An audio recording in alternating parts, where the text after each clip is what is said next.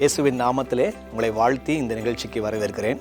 மாற்றங்கள் என்கிற தலைப்பின் கீழாக மிக முக்கியமான ஒரு வேத ஆராய்ச்சிக்குள்ளாக நம்ம கடந்து செல்கிறோம். இந்த நிகழ்ச்சியில் நம்மோடு கூட 4 நண்பர்கள் இருக்கிறாங்க. அவங்க யாருன்னு நம்ம தெரிஞ்சுக்கலாமா? என்னுடைய பேர் ரூபன், நான் தஞ்சாவூர்லேருந்து வருகிறேன். என்னுடைய பேர் இம்மானுவேல், நானும் தஞ்சாவூர்லேருந்து வரேன். என்னோட பேர் ஸ்ரீகாந்த், நான் குடுவாஞ்சேரியிலேருந்து வரேன். என்னுடைய பெயர் டேனியல், கும்பகோணத்திலேருந்து வருகிறேன். எல்லோரும் நாங்கள் இயேசுவின் நாமத்திலே வாழ்த்தி வரவேற்கிறோம். இயேசு கிறிஸ்து வேத வசனங்களை ஆராய்ந்து பாருங்கள் என்று சொன்னார். அந்த வசனத்துக்கு நாங்கள் நம்ம கொஞ்சம் வேதத்தை ஆராய்ந்து பார்க்குறோம். அந்த ஆராய்ந்து பார்க்கக்கூடிய விஷயத்தில் எதை ஆராய்ந்து பார்க்கணும்? வேதாகமே நம்ம ஆராய்ந்து தான் படிக்க வேண்டும். மிக முக்கியமாக ஒரு மனுஷன் எப்படி மாறணும் அப்படின்றத நம்ம படிச்சுக்கணும். அந்த வகையில் தான் நம்ம யார் யாரெல்லாம் மாறினாங்க என்கிற விஷயத்தை எடுத்து மாற்றங்கள் என்ற ஒரு தலைப்பை கொடுத்து நம்ம படித்து கொண்டு வருகிறோம். அந்த வகையில் நம்ம ஏற்கனவே ஒரு பாடத்தை முடிச்சிட்டோம். உங்களுக்கு ஞாபகம் இருக்குதா? யார் மனசு மாறினாங்க, யார் குணம் மாறினாங்க, உங்களுக்கு ஞாபகம் இருக்குதா? ராஜாவுடைய மனுஷன் ஒருத்தர் அவர் மனசு மாறினார் அப்படின்றத புரிஞ்சுக்கிட்டோம் நம்ம. அந்த வகையில் இந்த 2வது ஒரு பாடத்தில் அப்போஸ்தலர் 16ஆம் அதிகாரத்துக்கு நம்ம வரணும். Acts chapter 16. அப்போஸ்தலர் 16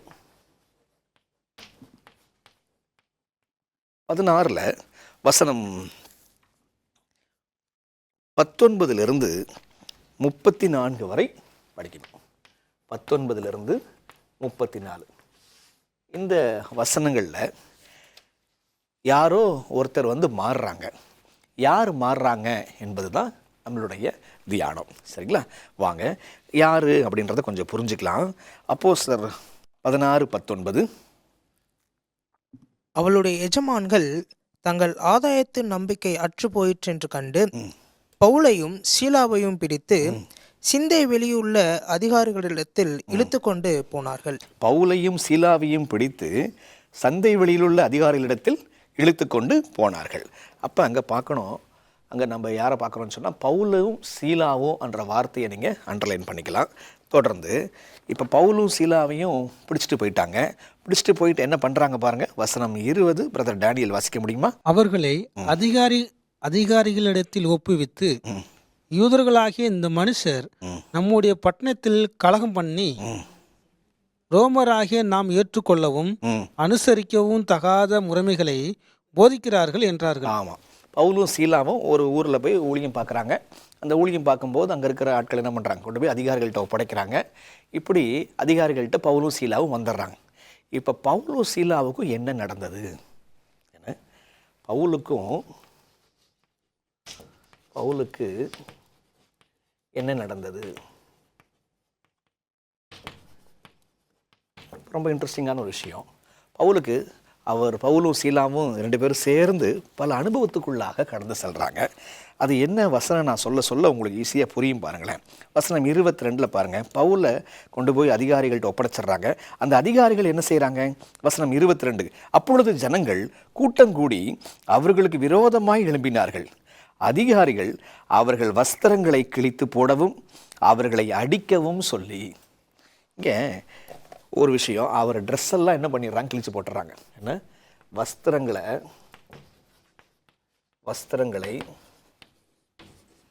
கிழித்து,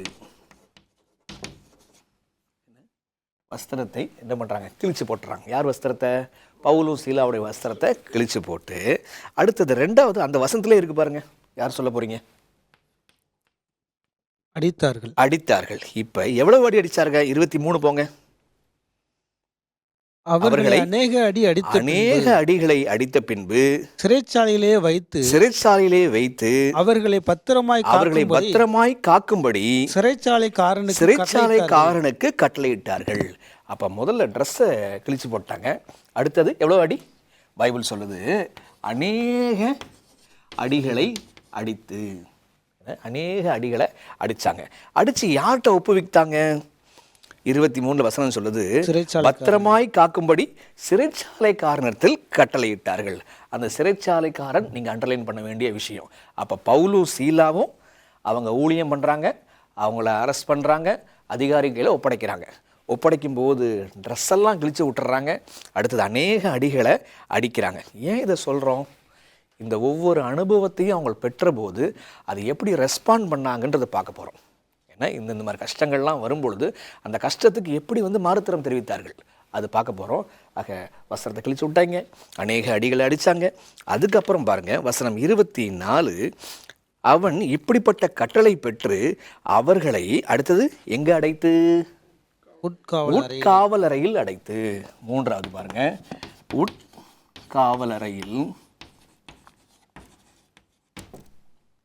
உட்காவலறையில் அடைத்து கொண்டு போய் இன்னர் பிரிசன், கொண்டு போய் உள்ள ரொம்ப மோசமான ஒரு இடத்துல கொண்டு போய் அடைச்சி வச்சுட்டு அதுக்கப்புறம் அவர்கள் கால்களை தொழுமரத்தில் மாட்டி வைத்தான். என்ன காலை என்ன பண்ணிட்டாங்கன்னு சொன்னால் தொழுமரத்தில் மாட்டி வச்சுட்டாங்க. என்ன அப்போ 4வது நான் கால்களை மாட்டி வச்சுட்டாங்கன்னு சொல்கிறேன். ஓகே. ஆக பவுலும் சீலாவும் அவங்க ஊழியம் பண்ணதுனால அவங்க பட்ட கஷ்டம், அவங்க வஸ்திரத்தை கிழிச்சு போட்டாங்க, அநேக அடிகளை அடிச்சிட்டாங்க, உட்காவல் அறையில் அடைச்சி வச்சுட்டாங்க, அதுக்கப்புறம் கால்களை தொழுமரத்தில் கட்டி வச்சுட்டாங்க. இப்படியெல்லாம் கஷ்டப்பட்டு யார்கிட்ட ஒப்புவித்தாங்கன்னு சொல்லுது பைபிள் 23. பத்திரமாய் காக்கும்படி சிறைச்சாலைக்காரன்ட்ட ஒப்புவித்தாங்க. சரிங்களா? ஓகே. இப்போ நமக்கு முக்கியமான ஆளே இந்த சிறைச்சாலைக்காரன் தான். இப்போ வசனம் 27 சிறைச்சாலைக்காரன்ட்ட வந்த மாற்றத்தை தெரிவிக்கிறது. இப்போ வசனம் 19 வசனம் 24 வரைக்கும் வாசிச்சோமா? ஒரு கஷ்டம் வரும்பொழுது என்னென்ன கஷ்டங்கள்லாம் பவுலார் பட்டார், என்னென்ன கஷ்டங்கள்லாம் பவுலும் சீலாவும் சேர்ந்து அனுபவித்தாங்கன்றதான் விஷயம். என்ன சரி, இப்படிலாம் இருக்கும் பொழுது இப்போ அந்த சிறைச்சாலைக்காரன்ட்ட வருவோம். அப்படியே இந்த சிறைச்சாலைக்காரன் அவன்கிட்ட சில மாற்றங்கள்லாம் வருது. என்ன மாற்றம் வருது அப்படின்றத கொஞ்சம் பார்க்கலாம். நம்ம வசனம் 26 முதல்ல வாசிக்கலாமா? ஓகே, 26 டைசன் வாசிங்க பார்க்கலாம். 26 முதல்ல. சடுதியிலே சிறைச்சாலையின் அஸ்திபாரங்கள் அசையும்படியாக பூமி மிகவும் அதிர்ந்தது. உடனே கதவுகள் எல்லாம் திறவுண்டது. எல்லாருடைய கட்டுகளும் கலன்று போயிடுச்சு. ஏன்னா பூமி அதிர்ந்தது, கட்டுகள் எல்லாம் கலன்று போயிடுச்சு. இப்ப வசனம் 27 டைசன் வாசிங்க. சிறைச்சாலைக்காரன் நித்திரை தெளிந்து சிறைச்சாலையின் கதவுகள் திறந்திருக்கிறதை கண்டு கட்டுண்டவர்கள் ஓடி போனார்கள் என்று எண்ணி பட்டயத்தை உருவி கொலை செய்து போனான். அப்ப என்ன பார்க்குறோம் நம்ம இங்க? இப்போ எல்லாரும் போயிட்டாங்க அப்படின்னு சொல்லிட்டு பூமி அதிர்ந்தது, எல்லாம் கட்டிருந்த எல்லா இதுவும் செயின்ஸ் எல்லாம் கீழே விழுந்துச்சு, எல்லாரும் ஓடிட்டாங்களா அப்படின்னு சொல்லிட்டு அவன் தன்னைத்தானே மாய்த்துக்கொள்ள அவன் புறப்பட்டு போகிறான். இப்படி இருக்கும்போது ஒரு குரல் கேட்குது. 28 டேனியல் வாசிங்க. 28. பவுல் மிகுந்த சத்தமிட்டு நீ உனக்கு கெடுதி ஒன்றும் செய்து கொள்ளாதே, நாங்கள் எல்லாரும் இங்கேதான் இருக்கிறோம் என்றான். ஓகே, அப்போ யார் சொல்கிறது இதை? நாங்கள் எல்லோரும் இங்கே தான் இருக்கிறோம், நீ செத்துறாதப்பா, நீ உயிரோடு இரு, சூசைட்லாம் பண்ணிடாத அப்படின்னு சொல்லிட்டு பவுலுடைய சத்தம் அது. இப்போ பவுலுடைய அந்த சத்தத்தை கேட்டவுடன் இந்த சிறைச்சாலைக்காரன்ட்ட சில மாற்றங்கள் எல்லாம் வருகிறது. என்னென்ன மாற்றம் வருது? ஒரு 6 மாற்றம் 7 மாற்றம் வருதா அப்படின்னு கொஞ்சம் பார்க்கலாம் நம்ம. இப்போ இந்த சிறைச்சாலைக்காரன்ட்ட மாற்றம் வருகிறது. என்னென்ன மாற்றம் பாருங்க, நான் எழுதிக்கிறேன்.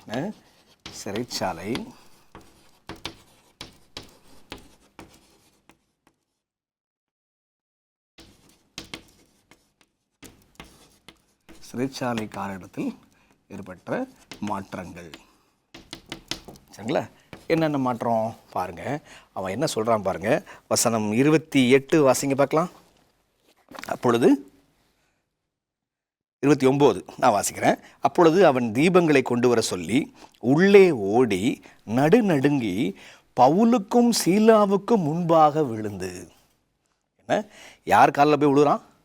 இவன் தான் அடித்தவன், இவன் தான் உட்காவலறையில் வச்சு பாதுகாத்தவன், இவன் தான் பல துன்பங்களையும் பவுலுக்கும் சீலாவுக்கும் ஏற்படுத்தினவன். இப்போ அவன் யார் காலில் விழுறான்? பவுலும் சீலாவின் காலில் விழுந்து. என்ன, காலில் விழுந்து. ஓகே, இப்போ அடுத்த ஸ்டெப் பாருங்க, ரொம்ப முக்கியமான ஒரு வாக்கியத்தை அவன் சொல்கிறான். வசனம் 30, அவர்களை வெளியே அழைத்து வந்து ஆண்டவமாரே ரட்சிக்கப்படுவதற்கு நான் என்ன செய்ய வேண்டும் என்றான். ரொம்ப அற்புதமான ஒரு கேள்வி. ஆண்டவமாரே ரட்சிக்கப்படுவதற்கு நான் என்ன செய்ய வேண்டும் என்றான். அவன் வாயிலிருந்து வர்ற வார்த்தை, ஆண்டவமாரே நான் ரட்சிக்கப்படணும், நான் என்ன செய்யலாம்? ஒரு மனுஷன் சாகிறதுக்குள்ள இந்த கேள்வி அவனுக்குள்ளே வரணும். சாகிறதுக்குள்ள இந்த கேள்வி வரணும், அல்லது 2ஆம் வருகைக்கு முன்பாக இந்த கேள்வி வரணும். நான் ரட்சிப்புக்குள்ளே இருக்கிறேனா, நான் ரட்சிக்கப்பட்டிருக்கிறேனா அப்படின்ற கேள்வி வரணும். அந்த கேள்வி வர்றதே பெரிய விஷயம், ஆச்சரியமான விஷயம். இந்த மனுஷனுக்கு அப்படிப்பட்ட ஒரு கேள்வி வருது. என்ன? ஆண்டவமாரே ரட்சிக்கப்படுவதற்கு நான் என்ன செய்ய வேண்டும் என்ன அப்படின்ற கேள்வி எழுப்புறான். சரி, 2 இது. 3வது இன்னொரு மாற்றத்துக்குள்ளேயும் அவன் போகிறான். பாருங்க, ஆச்சரியமான கேள்வி எழுப்புறான் இல்லையா? வசனம் 33 வாசிங்க பார்க்கலாம். டேனியல் வாசிங்க 33. மேலும் ராத்திரியில் அந்நேரத்தில் தானே அவன் அவர்கள் அழைத்து கொண்டு போய் அவர்களுடைய காயங்களை கழுவினான். அவர்களுடைய காயங்களை கழுவினான். காயங்களை கழுவினான். 33. மேலும் ராத்திரியில் அந்நேரத்தில் தானே அவன் அவர்களை அழைத்து கொண்டு போய் அவர்களுடைய காயங்களை கழுவினான். அவர்களுடைய காயங்களை கழுவினான். அவனும் இப்ப நம்ம என்ன பார்க்குறோம்? திருவிருந்தில் ஒருத்தர் கால ஒருத்தர் கழுவோம். இங்கே ஒருத்தன் எவன் காயத்தை ஏற்படுத்தினானோ அவனே போய் காயத்தில் போய் என்ன பண்ணுறான்? கழுவுறான். நான் அதை எழுதிக்கிறேன், நீங்களும் எழுதிக்கலாம். காயங்களை கழுவினான்.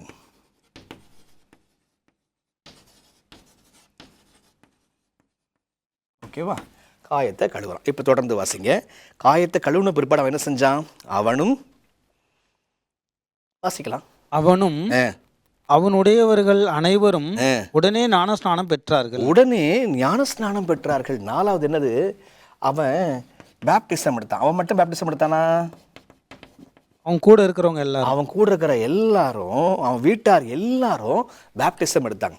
ஆக யார் ஒருத்தன் காயத்தை ஏற்படுத்துகிறானோ, யார் ஒருத்தன் பவுலையும் சீலாவும் உட்காவலர்களை வச்சு அடின்னு அடித்தானோ, இப்போ அவன் என்னென்ன செய்கிறான் அப்படின்னா, அவன் காலில் போய் விழுறான். எந்த காலில் போய் கட்டி வச்சானோ அந்த காலில் போய் என்ன பண்ணுறான்? பவுலும் சீலாவும் காலில் விழுறான். அதுக்கப்புறம் கேள்வி கேட்குறான், ஆண்டவமாரே ரட்சிக்கப்படுவதற்கு நான் என்ன செய்ய வேண்டும் அப்படின்னு சொல்லிட்டு கேள்வி எழுப்புறான். அதுக்கப்புறம் அவன் காயங்களெல்லாம் எந்த காயத்தை ஏற்படுத்தினானோ அந்த காயத்தில் என்ன பண்ணுறான்? எண்ணெய் ஊற்றி கழுவி விடுறான். அதுக்கப்புறம் அந்த நேரத்தில் தானே அவன் என்ன பண்ணுறான்னு சொன்னால் பேப்டிசம் அவன் வீட்டார் அனைவரும் சேர்ந்து எடுக்கிறாங்க. சரி, பேப்டிசம் எடுத்தது மட்டும் இல்லாமல் 34 ரூபன் வாசிக்கிறீங்களா? 34 5வது பாருங்க. பின்பு அவன் அவர்களை தன் வீட்டிற்கு கூட்டிக் கொண்டு போய் அவர்களுக்கு போஜனம் கொடுத்து தன் வீட்டார் அனைவரோடும் கூட தேவனிடத்தில் விசுவாசம் உள்ளவனாகி மனமகிழ்ச்சியா இருந்தான். ஓகே, வசனம் 34 அவனுக்கு ஏற்பட்ட 3 அனுபவம் அங்கே சொல்லப்படுது. 1, அவன் என்ன செஞ்சானா? அவங்க வீட்டுக்கு கூட்டிகிட்டு போயிட்டு அவன் என்ன கொடுத்தானா? சாப்பாடு கொடுத்தான், போஜனம் கொடுத்தான். ஓகே, அதுக்கப்புறம் போஜனம் கொடுத்த பிற்பாடு அவன் என்ன செஞ்சான்? தேவனிடத்தில் விசுவாசம் உள்ளவனா மாறுறான். ராஜாவின் மனுஷன் விசுவாசியா மாறினா, இப்ப சிறைச்சாலைக்காரன் விசுவாசம் உள்ளவனா மாறுறான். விசுவாசம் உள்ளவனாக மாறி அதுக்கப்புறம் என்னாச்சு? எங்கெங்கெல்லாம் விசுவாசம் வருதோ அங்கங்கெல்லாம் அடுத்த விஷயம் வந்துடும். அது என்னது அப்படின்னா மனமகிழ்ச்சியா இருந்தான். ஆக 5வது என்ன? நீங்க சொல்லுங்க, நான் எழுதுறேன். போஜனம் கொடுத்தான். 6வது என்ன? விசுவாசம். 7வது என்ன? மனமகிழ்ச்சி.